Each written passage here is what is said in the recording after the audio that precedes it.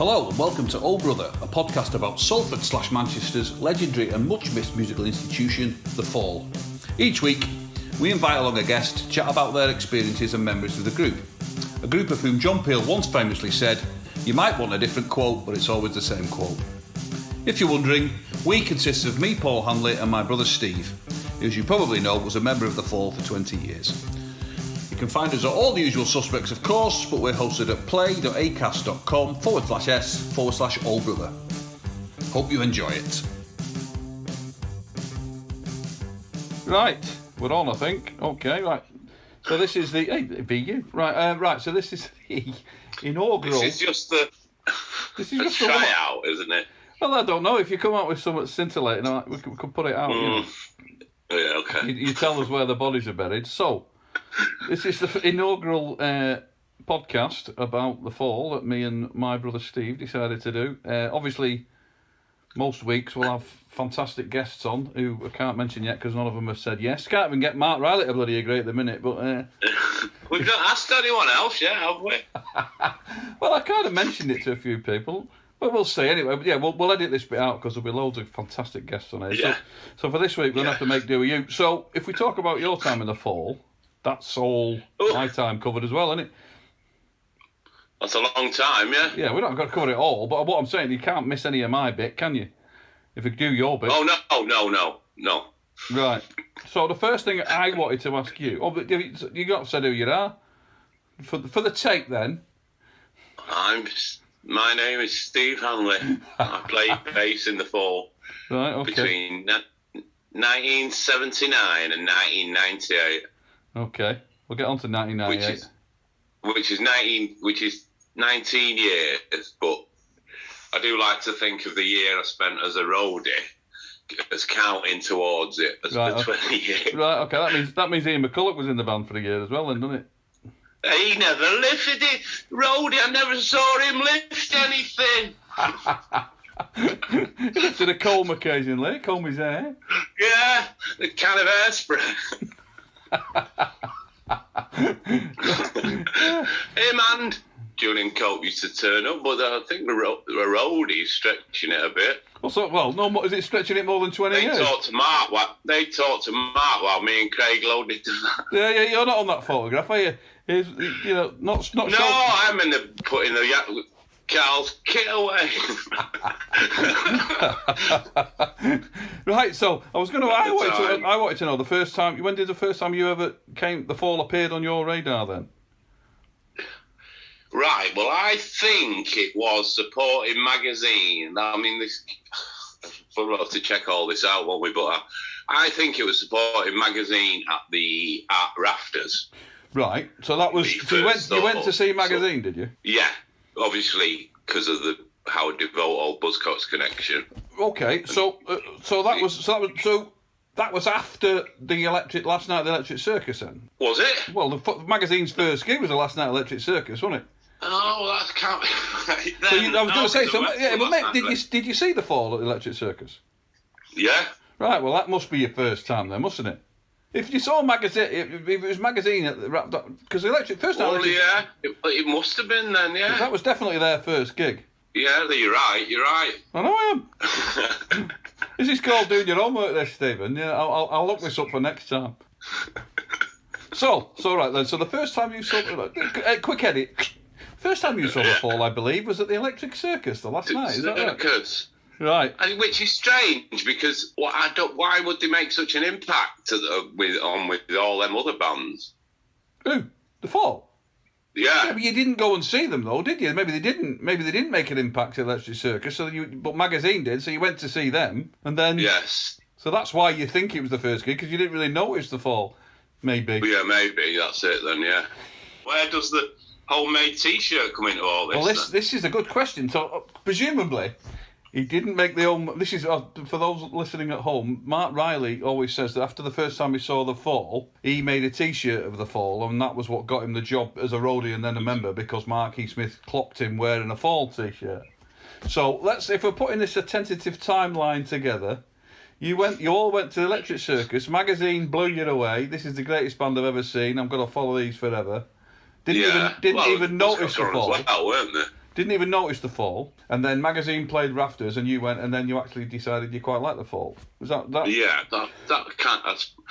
I wouldn't say didn't notice, but that kind of makes sense. That does, yeah. I wouldn't say didn't notice. But so, presumably the Rafters gig. When you went to the Electric Circus, you were just more worried about getting out alive. Yeah, bloody hell, yeah. Collier's, wasn't it? Rough. Yeah. All around there, though. I mean, Bellevue and... Well, I suppose Bellevue's more east, isn't it? But bloody hell, there's some rough places in Manchester then to go and see gigs. Christ almighty. It was. Yeah. Take your life in your bleeding hands. Well, yeah, just the walk from Piccadilly was bad enough. So did you walk from Piccadilly to Electric Circus? Yeah. Well, how far's that then? It's not that far. Where is it then? So where's Collier's? Is that Miles Platting kind of way? Is it? Yeah, well, I think it's halfway between Piccadilly and Miles Platting. Oh, right, so it's not like a cock's ride then? No. Right, okay. But, so that a bit like the Warriors. It's to bop your way back to Willinshaw. Yeah. So that was the Tony Friel Una, wasn't it? Lineup, both of those gigs, I presume. Yeah. That must have been. When did Tony leave then? It was what would have been not long after that, presumably, wouldn't it? Not long after that. Because I do remember noticing him, because I just started playing the bass around then. Right. So I do remember noticing him somehow in me. What was it? Look at him using more than two fingers. Well, yeah, he can play. No, I remember him as kind of holding it. He did hold it together, didn't he? Well, yeah, he was. A lot of the songs were based around his tunes, and it was kind of like a reggae kind of thing, wasn't it? Well, I mean, the two that are on that Electric Circus, Last Orders and Stepping Out, they're basically just the bass line, aren't they? Well, really, pretty much. Martin's not doing much on them. Well, he's playing rhythm guitar, but it's not like he's carrying it. No, it's a lot of it was built around the bass. So yeah, so then he left, and then who got in? Was it Eric after that? So which is funny because I don't know what next time we saw him after that. Yeah. But they would have already had a different bass player. Yeah. I think it was. Well, I'm not sure whether it was the Squat or not, which was Eric's last gig. So you never saw him with what's his name, the guy who did the sleeve for Bingo Masters? Johnny Brown. No. He wasn't in long, was he? I don't think so, was he? I don't know how many gigs he did. If he did, not many. No, but it's in that. It's funny. It's funny though that it was just a natural thing that they've got a different bass player, as though that just happens all the time. Little were you to know. Well, did we know? Yeah. So. I was in that John Cooper Clarke he mentions Eric. Well, it's Rick Goldstraw, isn't it? And he was in the band called The Ferrets. So presumably that's why he's called Eric the Ferret, because he was. Yeah. I presume. So what's his name? Is it Eric or Rick? I think his real name's Rick Goldstraw, isn't it? I don't know. Legend would have it. And his nickname's Eric the Ferret, but yeah. Don't know. As in Eric from the Ferrets, presumably. Mm-hmm. But I mean, so did we see? I don't know if we saw them in between that Rafters and. Did we? Because I remember that Eric's last gig at the Squat. Right. And we'd been quite friendly with Mark and chatting to Mark before it. And yeah. What was Mark Riley wearing? There was some getting to know them. After Mark Riley got chatting to Mark Smith. Right. We went to the first time we ever had a proper night out. We went to see The Passage. Well, there's a good laugh. There's a good laugh for a night out. Bloody hell. At the Band on the Wall. Right. Which, of course, is another X-Film. Yeah. What do you mean, the first time you had a night out with The Fall, with Mark? With Mark Smith. Right, okay. No, it was Mark Smith met us in town, in a pub in town, and it was just me, Mark Smith, Mark Riley and Craig. Right, okay, and you went to see The Passage? We went to see The Passage at the Band on the Wall, yeah. Oh, so he left on fairly friendly terms then, presumably, Tony? Well, yeah, I think so, yeah. It must have done, There didn't seem to be any animosity that night, no? Yeah, fair enough. So, do we know why he left? I don't know. I think, well, presumably, if you put in the the standard reason for leaving around that time, it was because They didn't Mark what Mark was taking over. I think didn't Kay become the manager then, and then Tony didn't like the direction the band was going in. That's pretty much the standard reason for leaving in them days, wasn't it? Yeah. Unless but they did, there didn't seem to be any animosity between the two of them that night. No. So there was a kind of gradual getting to know Mark, right, with a few nights out, and then going whenever they played Manchester. Right. So then, what happened when? Here's a good one for you. You were learning to play the bass. Mark was a guitarist. Yeah. How did he end up bass Well, I was playing the bass. Yeah, I know. A fashion, because I've done. We've done the gig with the Sirens by this time, haven't we? Yeah.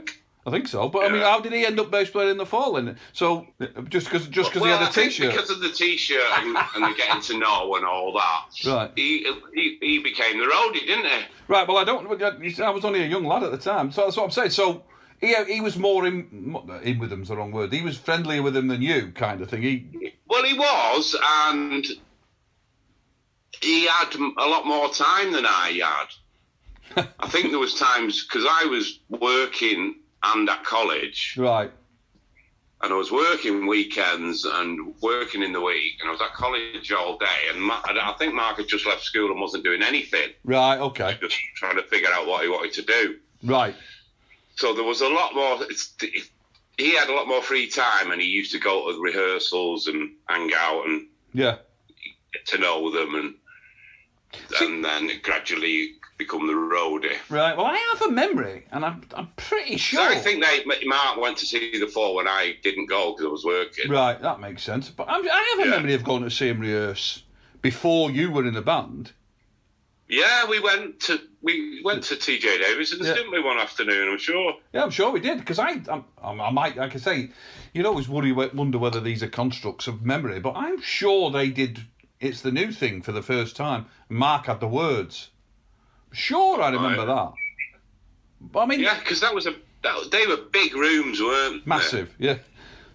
I mean, it was later on. That was definitely not a thing that people had come to rehearsal. No, but it was definitely a thing then, because I went to 3 or 4. I went to the one with Mark on bass, and I'm sure Mark showed me the words to "It's the New Thing" or someone. I mean, I can't believe that, because if he did, I remember going to TJ Davidson's with Eric watching him rehearse with Eric on bass. Yeah. But I mean, if he did show me the words, that's the only time in the whole of my interaction with Marky Smith that he showed me anyone the words. Yeah. Because I remember thinking at the time, "We are men, we have big toes," thinking that's a really weird bloody line. I don't know what that means. I mean, I didn't understand any of it, but that one seems. But I can't have constructed that in my memory. Surely, he must have done. It must have happened. Must have done. Yeah. For it to stand out like that. Yeah, definitely. Yeah, I mean, it would be a bit weird because, like I say, he never showed me a lyric at any other point. I don't believe. No. Must be joking. He'd go out of his way to hide. Well, I mean, at least we could guarantee it wasn't about me or you. So I suppose it was all. Oh yeah.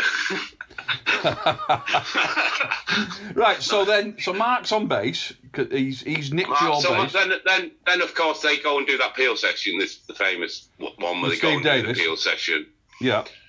So what was that in your research? Was that after? No, was that after the? You're making the mistake here that I've done tons of research. I'm relying on your memory. Well, was that? I'm taking it that was after the squat gig then. I presume so. I don't know. So hang on. When I saw him rehearse, I never saw him with Eric at all. I was going to say that I never knew the Fall until I knew somebody in the band pretty well. You know, Mark. I knew. Right. I'd never come across them as a bunch of strangers, if you know what I mean. If that makes sense. No, well, we definitely went to rehearsal at Davidson's with Eric on bass.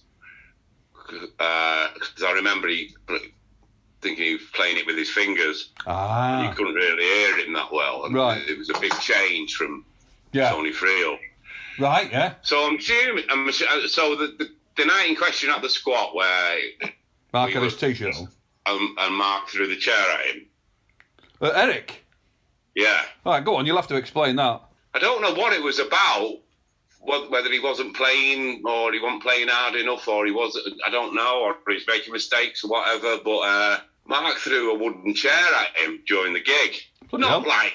Not really violently, just sort of, shoved it towards him. One of them friendly chair throws. Friendly throwing the chair. Yeah. But the chair definitely left the floor. And Right. But not enough to cause injury. And not enough to cause him to leave either. Well, I'm taking it that obviously didn't go down well and there were some problems. Right. And then the next thing would have been the peel session, where history has it. I'm not sure about this either. That history has it that he took exception to Steve's shirt, Steve the driver's shirt. That's got to be. Wouldn't get in the van. But I think there must have been a bit more to it than that. Yeah, but the weird thing about that is, if you're planning on leaving the band, why would you wait until you're about to get in the van to leave? I mean, I know there was no mobile phones or anything, so you didn't see people that often, but surely, Christ, you wouldn't wait till they pulled up outside your house if you're planning to leave. Oh, well, maybe he wasn't going to leave. Maybe he just didn't want to do that session. Because of Steve Davis away? Well, I'm sure there's more to it than that, isn't there? There must be. Yeah. But, I mean, given the fact that Johnny Brown had lasted about 3 minutes, he must have known his card was marked. He must have known they weren't relying on him. Tony Friel, you could think, well, this is as much my band as anybody, so he could... But Eric must have known he was skating on thin ice, that they could have got rid of him at a minute's notice if they'd wanted, presumably. Well, I suppose you could say that about anyone, though, couldn't you? Well, only then. Up until then, if you look at Una, Martin and Tony and Mark, there wasn't any concept of somebody sharing anybody else, was there? Sacking anybody else, really, was there? Because no, that's true. There was no sort of hierarchy where I suppose that came to them, it was a band, wasn't it? Yeah. So when did that come in then? After Tony left, presumably? I'm going to say more after Martin left. Well, no, but Mark Riley was definitely... He wasn't on the same level, sort of. He was an apprentice, if you like, for want of a better word. Well, he was, yeah. Yeah. He must have been. That's what Mark always says, is that Martin and Carl thought he was Mark's man, didn't they? Martin and Carl thought... who was Mark's man? Martin and Carl thought Mark Riley was kind of Mark Smith's man, like, if you like. He was sort of on his side rather than on their side. Right. They resented him a little bit. Was the sides at that time as much? Well, it must have been getting there. Must have been getting there, yeah. Although Carl will have taken sides with everybody, whichever side he's been. Whoever would buy him a pint, yeah. So did you see The Fall many times with Mark Riley on bass before you started roadieing then, or did you got that band on the wall again? Not that many. I think we started roadieing fairly straight away because we were obviously getting friendly at this time, and then when we'll go back to the peel session, and obviously Eric for whatever reason he didn't get in the van. Right. So then Martin played the bass upside down, didn't he? Because he's left-handed. I think they talked on the way back because Mark Riley was with them roadieing, and I think they talked on the way back about him joining. So I don't think there was like loads of auditions or anything. No. I think he was pretty much straight in there. So how long after that then was Mark's first gig at the Band on the Wall? It can't have been long then, can it? Can't have been long. Were you at that? I presume you were. Yeah. There's that famous picture of that gig, isn't there? At that, he had my shirt and my bass. Take the bleeding shirt off your back. Nearly on the stage. What, leave show business? That's my bass and shirt up there. You were getting there, weren't you? I was getting to the... Why did he have your shirt up? Working my way in. Why did he have your shirt up? I gave him that. This is the only answer. Shirt. I don't know why he wanted it, because it was getting a bit washed out. That was one of them shirts out the back of the NME, wasn't it? Yeah. Did he wear that for the first gig? Bloody hell. I think he did, yeah. Gruffin melt. I think he did. I'm sure it had a hole in the armpit. Well, if you look on the sleeve of It's the New Thing, you should be able to tell because he's got his arm up, hasn't he? Well, he's got his arm up, yeah. He might have the other arm. They were great, them two. They were great. No, Mark, we'll raise the right arm. No. Put it down. I noticed Carl's not got his arm up all the way up on that. Christ almighty, he knocked him out. So, how long there? So there's a question for you. Here's a question for you. Yvonne was before Mark Riley, wasn't she? Yes, she was. So when did Una leave? So God, man, the signs are all there, weren't they? You go and see them. And they've got a new bass player. The second one. Then you go and see them. They've got a new keyboard player. Who the bleeding hell see? So Tony Friel. Then they got Tony Brown in, and so that was still Una, Mark, Carl, Martin, and then so then you've got Eric in. So where's Mike Lee coming? Hang on, rewind. We've not got rid of Una yet. So who was playing keyboards on that session that Eric threw his dummy out? Was that Yvonne or was that Una? That was Yvonne. I don't think I never saw him with Una, I don't think. Yes, you did. We've established you saw him at the Bleeding Electric Circus, and that's Una. Oh, yeah. Okay, yeah, sorry. Yes, I remember it well. The magazine, yeah. Yeah. Do you not remember that really memorable gig you saw the fall at the Electric Circus? But what I'm saying is I wasn't privy to why these people were coming and going. Well, no, you wouldn't be, no, I suppose. You weren't privy to why people were coming and going when you were in the bleeding band, never mind. It wasn't explained to you. No, I'm sure it wasn't. So, right, where are we? Right, so now we've got the band on the wall, we've got Yvonne and Mark Riley. So that's the first album. It's the new thing. I remember seeing that letter recently where Mark Smith wrote to Ian McCulloch. Oh, yeah. And he mentions Mark Riley in it. Oh, right, okay. He says, I'm looking forward to seeing you at our next gig. We've got a new bass player. Right. He looks like a young Brian Jones. He doesn't look like a young Brian bloody Jones. I think he had the same haircut, didn't he? Yeah, well, one of the same. Well, yeah, he's got that page boy cut, that sort of Prince Valiant haircut, hasn't he? Yeah. So then, obviously, Ian McCulloch was privy to these discussions. Yeah, you weren't. Yeah. Well, I wasn't. No. He used to write a lot of letters in them days, didn't he, Mark? He did. Yeah. He did. He's right. He used to write to people all the time, didn't he? Yeah. So now we've got Yvonne on keyboards. So you didn't know anything about that other than you turned up at a gig and Yvonne was on there. Yeah. And I know she was, we used to go around to Mark and Kay's and she was living in one of the rooms. Right. Upstairs. Okay. Yeah, how they got her, I think, and then again she wrote to them, I think. Wasn't there an advert in the NME or something? Or was there? I think so. Possibly. Because she wasn't from Manchester, was she? No, was she Yorkshire, I think. Yeah. How long was Mark playing bass then before Martin left? Was that about a year? Because I rode it for about a year. Yeah. But the band that me and Craig formed after Mark joined the Fall. Yeah. We supported them about 9 times. Yes. So there was, they had sort of ready-made roadies and support band. Yeah. Well, that was very good to us. He gave us loads of gigs, and they used to take us in their van and let us use their equipment. And we supported him in Bolden, Liverpool, London, Manchester. Yeah. Where did you support him in London? The Nashville. Blimey. Well, I suppose there was a bit like, Buzzcocks would started that, didn't they? Where you helped other bands out. It was kind of the thing in Manchester then, wasn't it? I suppose. Buzzcocks helped out Joy Division and the Fall. A lot, didn't they? Yeah. They got them going, really, didn't they? Didn't they lend for Bingo Masters, the recording, wasn't that? That was Buzzcocks, wasn't it?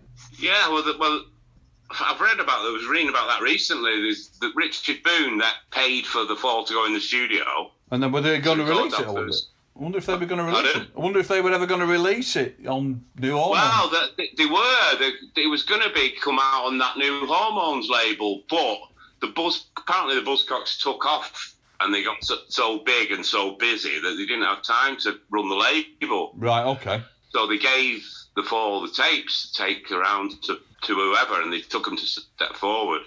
Which was Mark Perry, of course, wasn't it? Yeah, but the actual owner of the label was Miles Copeland. Yeah. Well, there was a few, wasn't there? There was like Deptford Fun City was another one. It was the same label, really, wasn't it? I suppose. I think it was what? It was the same label, really. It had a few different names. It was the same label, yeah. But there was quite a gap between that being recorded and coming out. The band was completely different, wasn't it? By the time it came out. Yeah. Well, you weren't in the band by the time that came. You were in the band by the time Live at the Wish House came out, though. I think, weren't you? Don't think so. Well, I know Carl was. I know Carl was gone. Carl wasn't. No, Carl was gone. So I wasn't in the band. No, I wasn't in the band when Big Old Bastard Breakout came out. No. I remember that. Do you know the compilation from the Electric Circus? Yes. I remember buying that. Yeah, I remember that. Taking it, and remember that buying that when it first came out and taking it to Mark and Kay, and they'd never seen it. 10-inch blue vinyl, wasn't it? Worth a few bob that now. It's worth a few bob that now if you still had it. Oh yeah. Yeah, I know. Well, I was thinking that about the other day. You had Spiral Scratch as well. That'd be worth a few bob. And that Ideal for Living. Yeah. Blimey. In the folded paper slip. Yeah, with the bloody Hitler Youth all over it. We were never Nazis. Gave that to somebody. Did you? Yeah. Why? I don't know. Bloody lunatic. So, you've got a year supporting, or thereabouts. Yeah. That was Staff 9. A good band, Staff 9, actually. They were, yeah. They're pretty good. Yeah. Although, Craig never got on with a singer, did he? Really? Oh, I don't think he was a funny guy. Who, Craig? Well, we know that we know. No, Graham, the singer. Why? In what way? I know Mark Smith played it up a lot, but he was quite religious and talked a lot about church. And he ought to bait you. No, there's nothing wrong with that. No, he was all right. I just got on all right with him. Yeah. Well, I auditioned for his band. That's how I got in his band. Right, so this will be when That's Mark... how I met him. So this will be after Mark joined the Fall, right. Before me and Craig formed Staff 9, I auditioned for his band, and he had like a rehearsal room in his shed in Old Trafford, and I got in that band, but there was only 3 of us, and I don't know what happened, but it didn't work out. So is it different? So then you had him in mind when you formed a band with... So I had him in mind when me and Craig decided to put a band together, yeah. Right, okay. So we kind of glossed over the Sirens. If I remember this right, the drummer. So that I auditioned for that band, and I can't remember what we were called, but the drummer was in an early incarnation of Joy Division before Steve Morris. Yeah. Right. Okay. Well, that's in Steve Morris's book, isn't it? Where he sees two adverts, one for a band from Macclesfield and one for the Fall, and he goes for the band from Macclesfield. He could have ended up joining the Fall. I presume that's before Carl. It must have been, mustn't it? Must have been, yeah. So you're rehearsing. So that gives you a shot of a shot of what Manchester was like. Yeah, I think you'd write your own ticket if you were a drummer, wouldn't you? There weren't many of them about. No. Well, he said that. John Marley started off as on the guitar. He wasn't very good. And he looked at all the adverts, the NME, and every other bloody one was for... They were all for drummers. Yeah. Yeah, well, I mean, I'd like to think that there was method in my deciding to play the drums, but I just think I couldn't play anything else. But so you're rehearsing... Go on. We had that kit in the bedroom that I bought. Yeah, that's right, yeah. Well, did I buy it, or did you buy it? No, I got it for Christmas. I presume you bought it for me for Christmas, or not. Right. You wouldn't have paid for it. Yeah. Well, that was from the guy out of the Sirens, wasn't it? I think so. Yeah, pretty sure it was. Well, it was only half a kit you got from him, and then we sort of assembled the rest of it, bits and bobs. Yeah, yeah. Didn't have a floor tom. Didn't have a floor tom, no. Famously, well, not that famously. So anyway, you're cutting ahead again here. I'm still on Callow Youth at this point. So you're playing with Staff 9. Up and down the country, supporting the Fall, and then so the next thing that happens is the gig at the factory, the Iggy Pop gig, where Martin decides he's going to leave. Yeah, I mean we've not got into how Mike Lee gets into all this. Oh yeah, I forgot about Mike Lee. Yeah. So Mark Riley's in the band with Carl. Yeah. Right, of course, yeah. And then Carl decides to leave, doesn't he? Yeah. Why? Because Why? I mean, he was. Every second review said how great he was. So I suppose he was. This is the story, isn't it? That everyone was kept telling him how great he was and that he could be in any band, which is true, isn't it? It is true, definitely. Yeah. All right. And he should be going to London and. Didn't he have an audition for Iggy Pop? Is that right? Or He did he did. dream that? He did. Yeah, he did have that, and then he ended up in Public Image Limited. So that was Richard got him that, I believe. Richard Thomas got him the Public Image gig, because obviously he knows everybody. Richard was he managed the band a bit later on, but he was a promoter in London, wasn't he? But so he got Mark. I don't know who got him. How he got the Iggy Pop one, but he didn't get the gig, did he? No, he didn't. Well, I believe not. Right. So Carl left because he was the next big thing. Yeah. He was going to set the world on fire or set his bed on fire, one of the two. Probably both. So then that is... But it is a shame, because you can imagine Carl being in Guns N' Roses or something. Oh, easy, yeah. Yeah, I mean, he was good enough. Wasn't that good? He was brilliant, yeah. I mean, that's I mean, rightly or wrongly, I mean, that first Fall album, Christ almighty, the drums are twice as loud as everything else put together, aren't they? I mean, so the producer must have realised how bleeding good he was. Yeah. Never liked the snare sound on that first album myself, but there you go. That's a bit technical. What's wrong with it? It doesn't sound... It's like a bloody... I don't know, it's like a cardboard box or something. It's horrible. Mm-hmm. Anyway, I digress. So, how on earth...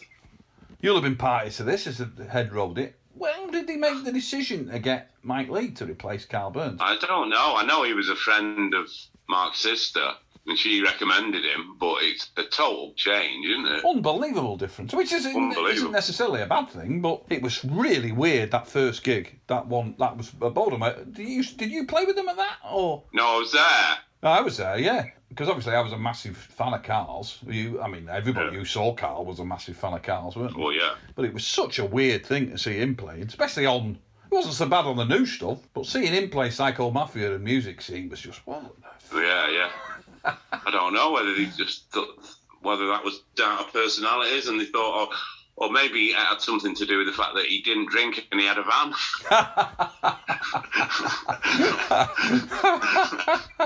So we got this singer in who had his own rehearsal room. All right, okay. Yeah. Well, yeah. There were things you did have to take into consideration back Surely then. the Fall every gig was a paying gig, wasn't it?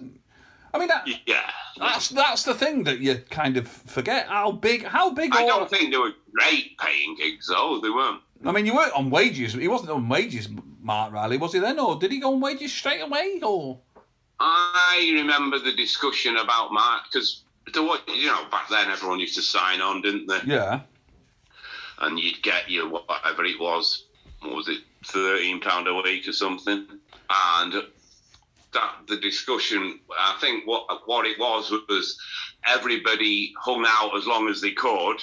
Obviously there'd be some time they'd be happy to get a job. Yeah. They wanted to give you this forever. No. So I think how it worked was everyone hung on as long as they could.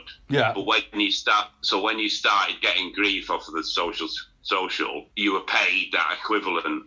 Right. Okay. That's how it worked with me. So I had that summer where I'd left college and I was signing on, and then carried on signing on. But once they started hassling you and putting a time limit on you and sending you for interviews, you'd get your dole money replaced by your wages. So the same amount, 13 quid? Yeah, it's exactly the same amount. That's fair enough. Because it's difficult to quantify how big or how small bands were then. Do you know what I mean? How big were the Fall? I mean, you think of every band that came out of that Sex Pistols gig as being, instantly touring, paying their own way bands. But I mean, I think Joy Division were all still working for a while as well, until the first album. So. Yeah. I don't think if you see them, I don't know it's in what it's worth in relative terms, but if you see them posters from back then, it's like 80p, isn't it? Yeah. Or a pound. Well, it ain't a fortune, is it? Well, even, No. I think the gigs were relatively cheap, weren't they? Yeah, I think they were, yeah. These charges, that's come full circle now, because obviously no one buys the album, but the gig tickets cost a fortune. Well, but I think back then it was...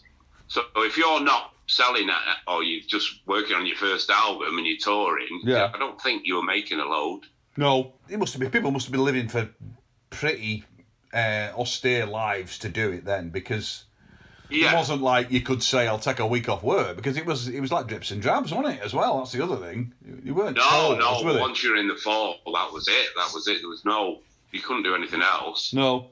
Because it was like 2 gigs a week, maybe a Tuesday and a Thursday, and then the Saturday, and then next week it'd be a Wednesday. You couldn't sustain a career. No, you couldn't work on a routine about it. I don't know how, but they seemed to come fairly fast, the gigs, didn't they? Yeah. I mean, certainly by the time I was on board, it was pretty much playing all the time. We're playing here in 2 weeks, or we're playing here in a month, or whatever. Yeah. But I think they did it very well, the Fall. They did that very well. They did that sort of building up the following by just circling Manchester and all the places around it, didn't they? They were always playing like Oldham, Bolton, Preston and Wakefield, and they built it up from the ground like that, didn't they? It was kind of like that and London, wasn't it, really, I think? Yeah.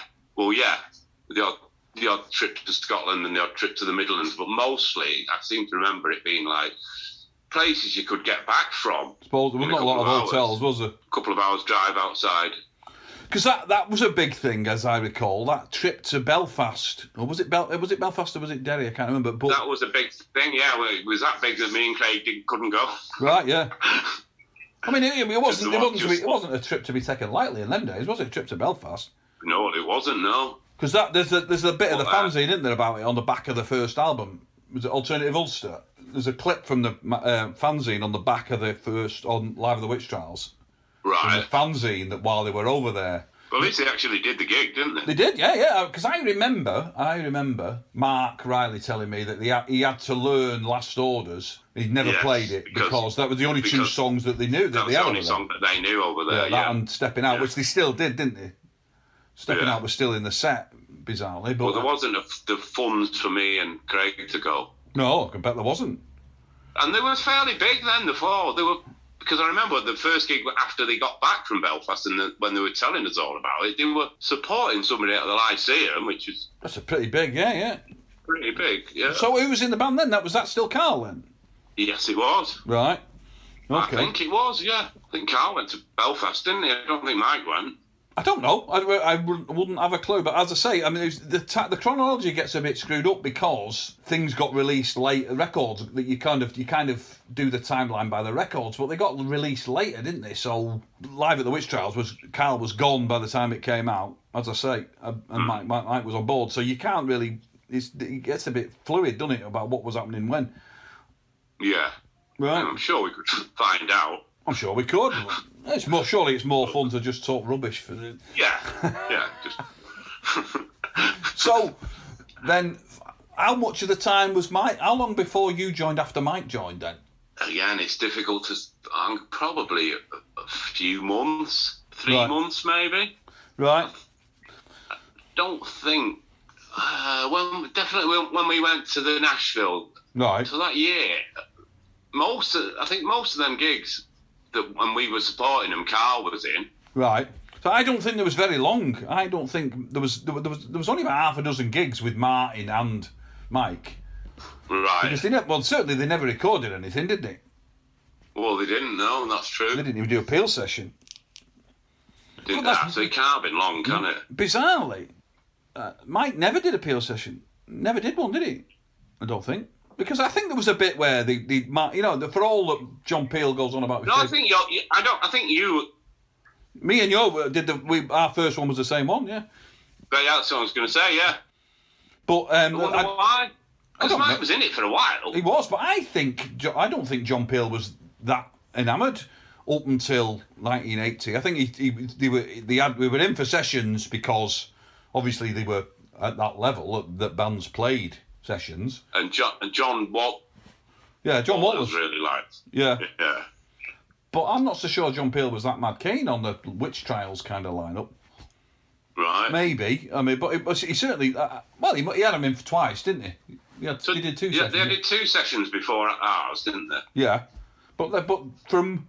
Mark did one. Did one with Mess of My Age. But then there was a while then before there was another. It was like... it must have been a year, at least.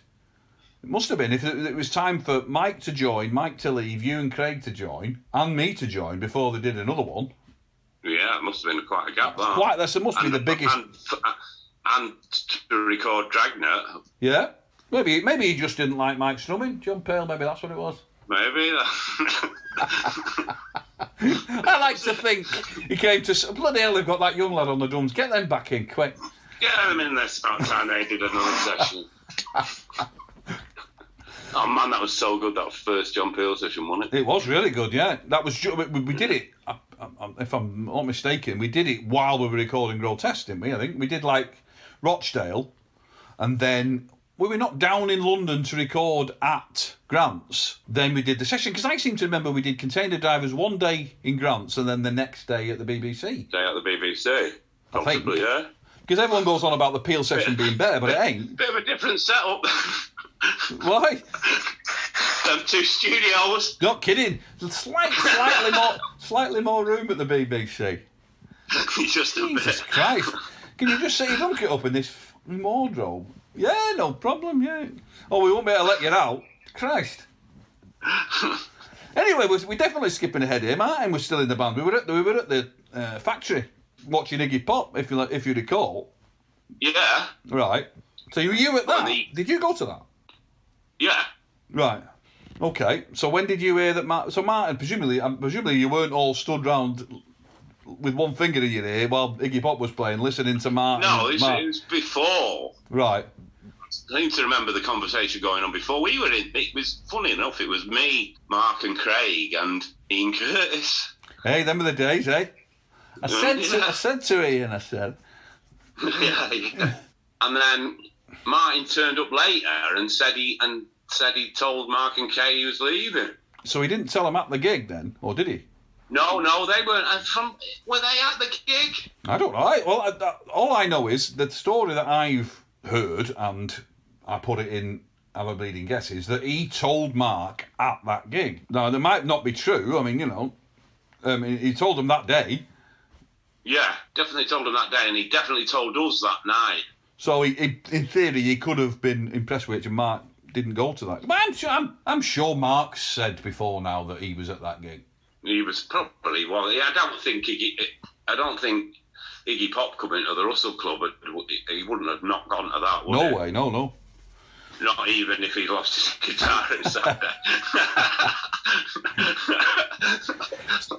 Oh, okay. Just get me ticket. He was heartbroken. So he must have been fairly shook up by that, Mark. Well, you'd think, wouldn't you? You would think so. I mean, even with all the lineup changes, and by now he's like following his own path through it all. Yeah. You thought that it did become that no one's indispensable. Yeah. But it wasn't then. I mean, it's like it's not then. He's like main songwriter, backing vocalist, and.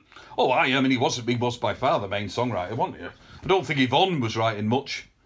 No. Mark wasn't writing much then, Mark Riley. No, he wasn't. So by the time of that, time... He was writing everything then. He was writing everything, wasn't he, pretty much, I think. So yeah, you'd think he'd be shook up by that, wouldn't you? Yeah. But what's interesting about that, and Martin's talked about this, is he said he thought the Fall, he wasn't sure the Fall would carry on, and then he ended up teaching Craig all this stuff. I saw that recently, yeah. I'm trying to remember if that was true and if I remember it happening, but... Well, put it this way, as long as I've known Craig, he was never the best person for cover versions, was he? No. And he had, if you look at the songs on Dragnet, Printhead and Put Away and Figure Walks, he had them pretty much boxed off, didn't he? So someone must have bleeding shot him. Someone must, yeah. So it probably was true, wasn't it? Which is pretty good of mine. Very good of him, yeah, definitely. Yeah. You seem to think that people leave bands and there's loads of animosity and loads of arguing and all that. Certainly that'd be the impression with the Fall, but it's not true, is it? Like you say, if they were at Tony Friel, they were at his gig, and then Una came back, didn't she, for a bit? I think, didn't she? She did, and she was always there after she left. She was always at the gigs. Well, she played with Staff 9 for a bit. Yeah, right. Well, her and Martin were quite the item then, weren't they? I think. Well, they were, yeah. Yeah, so I mean, she played with Staff 9 at Eric's when we supported the Fall. Right. So it was all very civilised, wasn't it? I think. It was, yeah. So then there's a mad scrap. So you must have thought at that point, oh no, they'll get Craig in on guitar, Mark's on bass, and I'm bollocks here. Yeah, that'll be me. So whose idea? I didn't have the faintest idea that I'd get into that band. So whose idea? It's obvious, isn't it? You just think Craig could be the obvious replacement. Yeah. that we've been travelling around with them for a year, so we obviously know it. They've been to our gigs, and they'd seen us enough times. Yeah. And obviously watched us when we supported them. And we'd spent enough time in the back of vans up and down motorways to know that we got on. Craig, you just think, and Craig was left-handed. I don't know if that made a difference. But so who had the idea then for Mark to move to guitar? Whose idea was that? Well, so I think it was the very next day after that Iggy Pop gig. Right. That we got the call to go round to Mark's and Kay's flat. All right, and so Craig was giving his... mean feat, which was no mean feat. How did they get on? What did he do? Stand on the bleeding roof with 2 flags? How did he? Well, I think we had the party line, didn't we? The neighbour had finished on the party line. Yeah, I suppose so. We did have a phone. Yeah. Hey, we did have a phone by then. I remember speaking to Kay a few times from the house. Right. On the phone. Right. And I think she did ring and say, "Can you come round tomorrow, you and Craig and Mark, and we'll have a chat." Right, okay. But I still didn't think that I'd be getting in the band. Blimey. Well, you must have speculated between you and Mark. You must have, on the bus on the way there. Well, maybe. What are you talking about on the bus on the way there? Well, we watched the Sweeney the night before, so we talked about... So then... But yeah, I suppose we must have, because... I always imagined that Mark Riley had a chat. I always imagined that Mark Riley had a chat and said, what we should do is I should move to guitar and you should get Craig and Steve in. It was his idea. And I don't know that that's true. I don't know that's true. Because there's a one, I think it's in Mark. Mark Smith would admit that it was anybody else's idea. No, it's in his book, I think, or it's definitely in an interview where he says, we watched the support band, Staff 9, and I said to Kay, we've got the wrong bass player here. But I'm sure that's the benefit of hindsight. Yeah. I mean, I've seen Staff 9, you weren't all that. I wasn't.